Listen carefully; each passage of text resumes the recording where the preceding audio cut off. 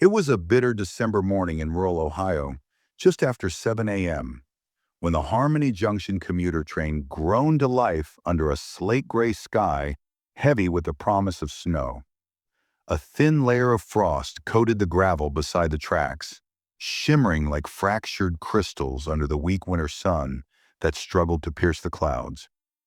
Pickup trucks lined the parking lot, their tailgates piled high with split firewood, holiday wreaths, and foil trays of pumpkin pie, a nod to the upcoming Christmas season. The train's weathered cars buzzed with life. Farmers in faded flannel shirts sipped black coffee from thermoses. Kids in Letterman jackets swapped tales of last night's basketball game, and retirees huddled near the heaters, their breath fogging in the chilly air. The scent of cinnamon rolls wafted from a small bakery across the platform, mingling with the sharp tang of diesel fuel and the faint sweetness of apple cider sold by a vendor. Laughter rang out as a group of high schoolers near the door traded playful jabs about a missed free throw, a typical Saturday for this tight-knit community, where neighbors still paused to exchange a warm "good morning" or a tip about the best holiday light displays. Into this vibrant scene shuffled Harold Grayson, a 75-year-old widower whose slow, unsteady steps betrayed a body worn by decades of labor. His weathered face was a map of deep creases, carved by years under the sun as a factory worker and later as a caretaker for his ailing wife, Martha, who had passed 5 years ago from a long battle with cancer.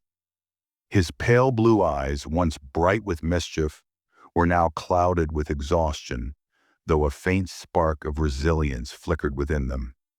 He wore a tattered denim jacket, its sleeves patched with mismatched fabric, over a threadbare sweater that had lost its shape. His thinning white hair peeked from beneath a faded trucker cap, a relic from his son Tommy's days as a mechanic before a tragic machinery accident claimed his life 10 years ago.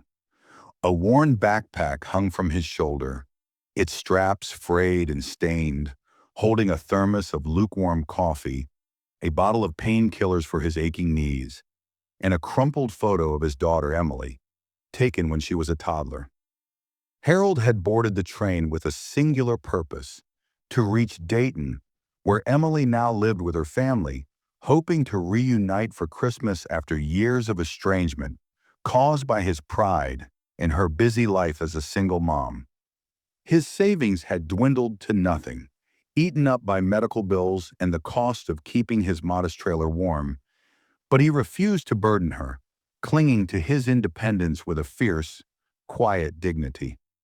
As he settled into a corner seat, his gnarled hands trembling from the cold, the other passengers cast curious glances his way.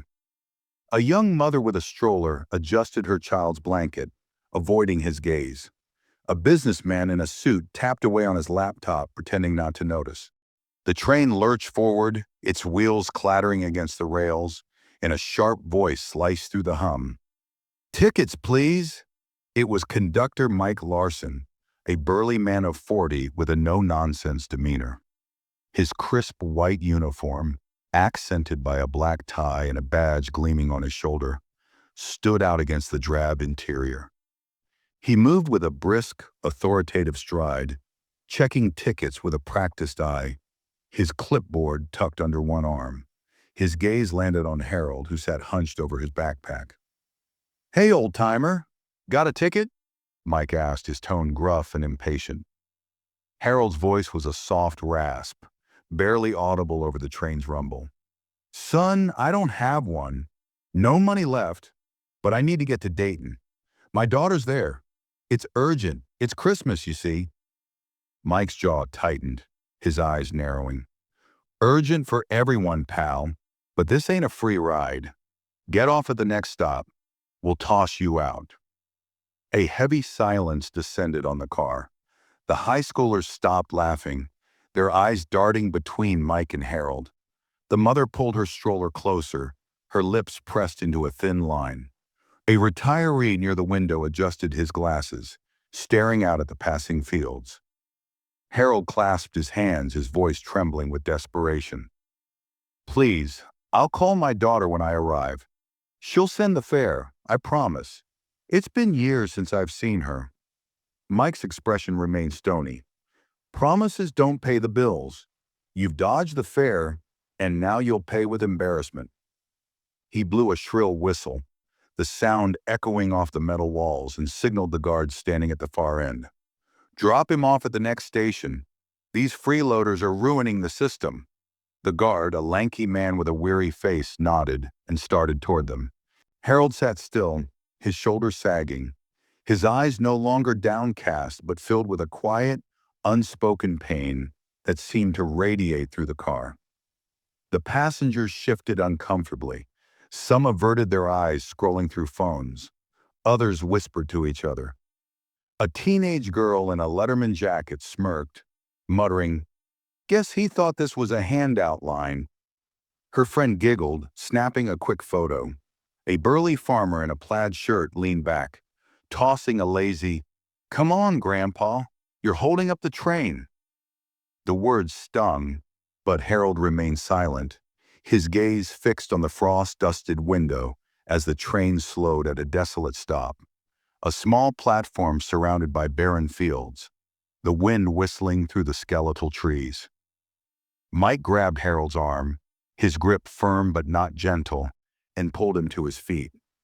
"Out you go. Walk to Dayton if you have to." No one moved to help. Harold rose slowly, his knees creaking, and clutched his backpack. His shaky legs descended the steps, each movement a struggle against the cold in his frail body. The guard lingered at the door, arms crossed, as the passengers watched in silence. Then a small voice broke the tension. "Why'd you kick Grandpa out?" All eyes turned to Ethan Hayes, a 9-year-old boy in a blue school uniform, sitting beside his mother, Claire. His wide brown eyes held a mix of innocence and confusion, his voice trembling with a child's boldness. "He didn't have a ticket, kid," Mike snapped, his irritation flaring. Ethan tugged at his mom's purse, his small hands fumbling with the zipper. "Mom always says we should help elders. Why can't we?" He looked up at her, his expression earnest, then stepped forward, standing tall despite his height. "I'll buy his ticket. I've got money in my piggy bank. Please, just lend it now. I'll pay you back at home." The car fell into a stunned silence. Ethan held out a handful of crumpled dollar bills and coins, his face flushed with determination. He shoved them into Mike's pocket, his voice rising. "Please, mister, don't make him leave." Mike froze, the money crinkling in his hand, a flicker of doubt crossing his stern features. The passengers exchanged uneasy glances. The smirking girl lowered her phone. The farmer shifted in his seat. Mike hesitated, then stepped off the train, his boots thudding against the platform. Harold sat on a rusty bench, his shoulders slumped, his breath visible in the cold air, his eyes searching the horizon for a sign of hope. Mike approached, his steps heavy, and cleared his throat. "Come back on, sir. The boy paid your fare." Harold's head lifted, his pale eyes widening in disbelief. "What boy?" Mike nodded toward the door. "That little guy in the school uniform. He stepped up when no one else did." Harold's eyes welled up, tears tracing the lines of his weathered face. His lips quivered, but he couldn't find words, only pressing his hands together in a gesture of gratitude that spoke volumes. With Mike's help, he climbed back aboard, the car's atmosphere shifting like a storm breaking. The passengers watched him return, their gazes now tinged with guilt rather than judgment. Ethan sat with his mom, leaning against her shoulder, a small smile on his face. Harold shuffled over, bending with effort to pat the boy's head with trembling hands. "What's your name, son?" "Ethan," the boy replied, his voice shy but proud. "What you did, Ethan, I'll never forget. God bless you. You're already a big man." Ethan grinned, his cheeks reddening. "You're the big one, Grandpa. I just did a little thing." The moment rippled through the car.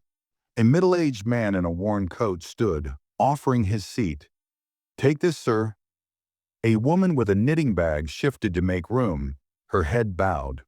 The high schoolers, once mocking, now avoided eye contact, their phones forgotten. The farmer who had jeered earlier muttered an apology under his breath, sliding closer to the window.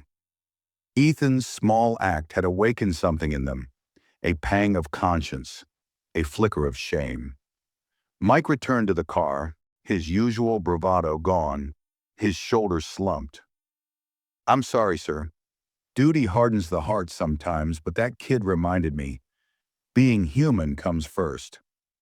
Harold smiled weakly, his voice hoarse. "No fault of yours, son. This world's turned cold, labeling every elder a liar, every hungry soul a thief. But today, a child made us all better." The train rolled on, the green fields and snow-dusted barns flashing past the windows, a warmth spreading through the car. Not from the heaters or Mike's badge, but from a child's heart that saw only humanity, not age or status. As the journey continued, the passengers began to stir. The woman with the knitting bag offered Harold a scarf she'd been working on, her hands shaky as she handed it over. "It's not much, but it'll keep you warm," she said, her voice thick with emotion. The businessman, closing his laptop, pulled out a sandwich from his bag and passed it to Harold. "You look like you could use this," he muttered, avoiding eye contact but clearly moved.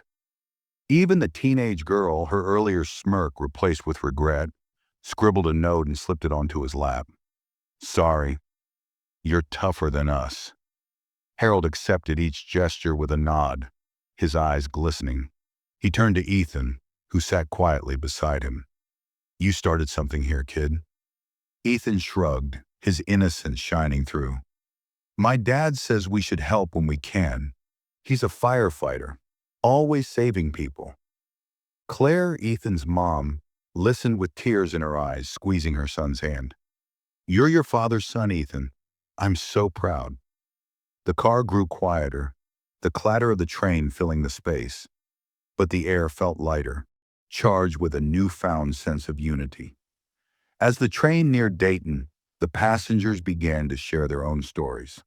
The retiree, a former teacher named George, leaned forward. "I lost my wife last year. Used to ride this train with her every weekend. Seeing you, sir, reminded me I've been hiding from life." He pulled out a worn photo from his wallet, showing a smiling woman in a church choir robe. "Maybe it's time I visit her grave." The farmer, Jack, chimed in, his voice gruff but sincere. "I lost my temper earlier. My pa was like you, worked his hands to the bone. I should have helped." The group nodded, a silent pact forming among them. Mike, standing near the door, overheard and felt a pang of guilt deepen. He'd been on the job for 15 years, hardened by rule breakers and late-night shifts. But Ethan's act had cracked his armor. He approached Harold again, this time with a thermos of hot coffee. "On the house, sir, and I'll make sure you get to Dayton safe." Harold took the thermos, his hands warming around it. "Thank you, son. This means more than you know." The conductor's eyes softened, and for the first time that day, he managed a small smile. The train pulled into a mid-journey stop, a quaint station with a blinking Christmas tree on the platform. A local news crew, tipped off by a passenger's call, waited with cameras rolling. The story of Ethan's kindness had already begun to spread on Instagram Reels. Captioned, "Kid saves grandpa on train. You won't believe what happened next." The video showing Harold's ejection and Ethan's brave stand had racked up thousands of views in hours, with comments flooding in. "This restores my faith in humanity," and "Kindness matters." The reporter, a young woman named Sarah, approached the car. "Sir, can we hear your story?" Harold hesitated, then nodded, his voice steadying as he spoke of his journey and Ethan's act. The crew filmed, capturing the passengers' reactions, some teary, others clapping. Back on the train, the mood shifted to reflection. George shared how he'd stopped volunteering after his wife's death, inspired now to rejoin the church food drive. Jack promised to check on his aging neighbor, a widow he'd ignored for months. The teenage girl, whose name was Lily, approached Harold with a shy apology. "I posted that photo earlier. I deleted it now. Can I help you with your bag?" Harold patted her hand. "Forgiven, child. Use that phone to spread good next time." Lily nodded, her eyes bright with resolve. As the train neared Dayton, Harold opened his backpack, pulling out a faded candy tin he'd kept for Emily. "This was for my daughter, Ethan, but you deserve it first. You saved my dignity. Candy's nothing compared to that." Ethan hesitated, then accepted with a grin. "Thanks, Grandpa." Claire hugged her son, whispering, "You taught me what matters today." The train whistled, pulling into Dayton Station. Harold stood, steadying his backpack, and paused at the door. He turned to the car. "I'm leaving, but I'll remember your faces. Staying silent is easy, but a child showed me speaking up matters when there's injustice." "Thank you, Ethan, and thank you all for hearing humanity's call." The passengers rose, applauding as Harold stepped onto the platform. Ethan waved from the window, and Harold raised a shaky hand, murmuring, "Goodbye, son. Stay this way. Silence feeds injustice, but a pure heart can change the world. It takes intent, not years, to be human." The train eased away, and on the platform, Emily waited, her eyes widening as she recognized her father. They embraced, tears flowing, as the news crew captured the reunion. The story spread further, inspiring a local fundraiser for elderly transportation, with donations pouring in under the hashtag Ethan Effect. Over the next weeks, Harmony Junction transformed. Mike volunteered to train new conductors on empathy, sharing Ethan's story at staff meetings.